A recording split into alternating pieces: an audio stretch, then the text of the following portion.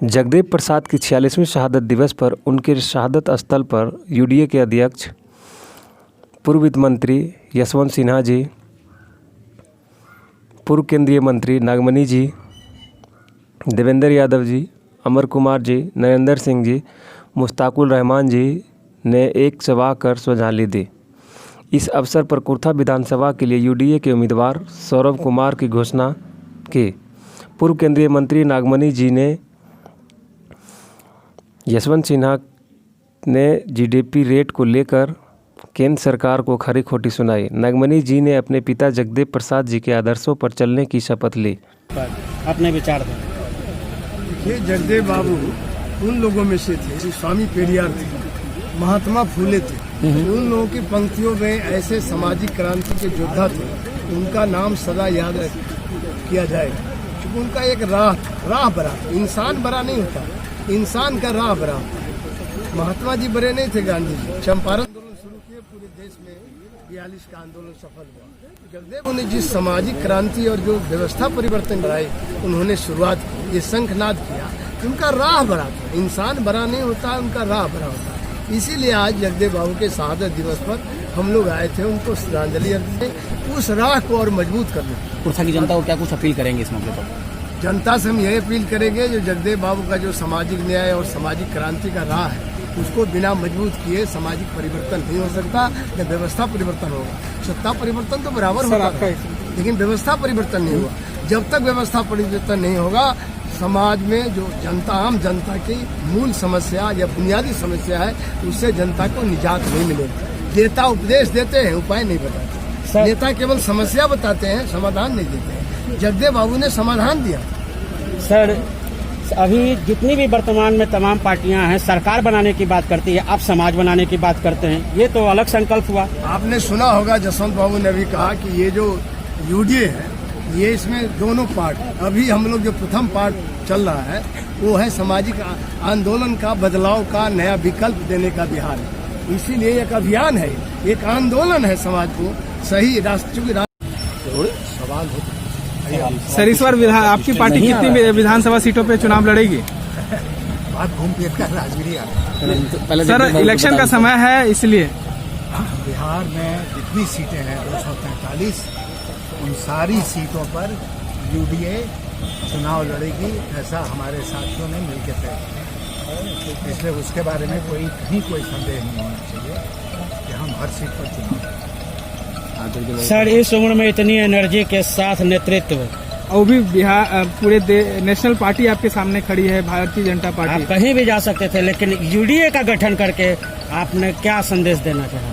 हमने मात्र एक संदेश देने की कोशिश हम लोग कर रहे हैं कि न वो 15 साल न ये 15 साल, बिहार के सामने यूडीए एक नया विकल्प है, और बिहार की जनता उस विकल्प के महत्व को समझे, और जितनी व्याकुलता के साथ बिहार की जनता इंतजार कर रही थी कि कोई तो आए हमारे सामने एक ऑल्टरनेटिव के रूप में, तो हम लोग वो ऑल्टरनेटिव, वो विकल्प देने की कोशिश की। सर, आपने पहले भी इंटरव्यू में जीडीपी गिरने की बात कही थी कोरोना काल को लेकर के, और अभी वो हो चुका है।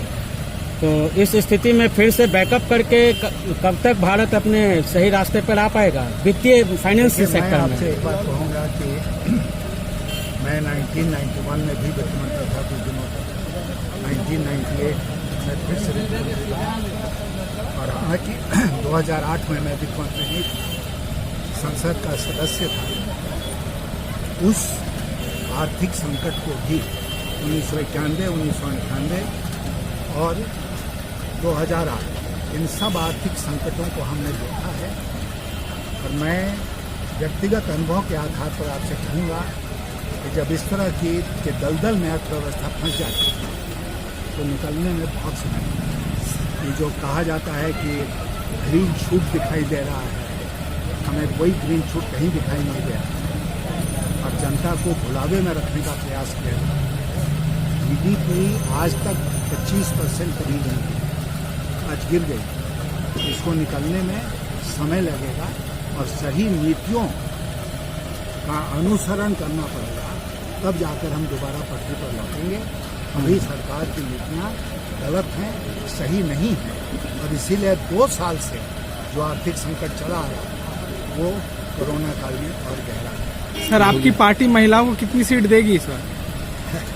काफ़ी सीट देगी, महिलाओं के साथ, दलितों के साथ, अक़लियत के साथ, अति पिछड़ों के साथ पूरा इंसाफ किया जाएगा। Thank you. यूडीए बाकी लोगों से अलग है। हमसे किसी ने पूछा, अभी हम लोग जब दौरे पर गए हुए थे तो एक गांव में थे, वहां एक व्यक्ति ने हमसे पूछा कि क्या बात करते हैं बिहार को बदलने की, समाज को बदलने की। जेपी ने भी तो यही बात की थी। आज तो जेपी आंदोलन से निकले हुए लोगों ने ही 30 वर्षों तक बिहार में शासन किया। क्या बदल गया बिहार? क्या बदल गया समाज? और मैंने उनसे एक बात कही कि अंग्रेजी में एक कहावत है, eternal vigilance is the price of liberty, यानी कि सतत सावधानी, सतत जागरूकता ही आपकी आजादी को बचाकर रखेगा। और मैं यहां इकट्ठे लोगों से कहना चाहता हूं कि जिस दिन जनता सो जाती है उस दिन सत्ता बौरा जाती है।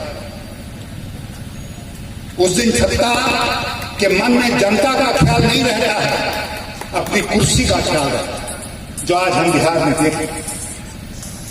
और इसीलिए आपके ऊपर, हमारे ऊपर बराबर ये जिम्मेदारी है कि हम सतत सावधान रहें, हम सतत जागरूक रहें, हम सोए नहीं, चाहे कोई भी सरकार हो। अगर हम सोएंगे तो सरकार हमारे ऊपर हावी होगी।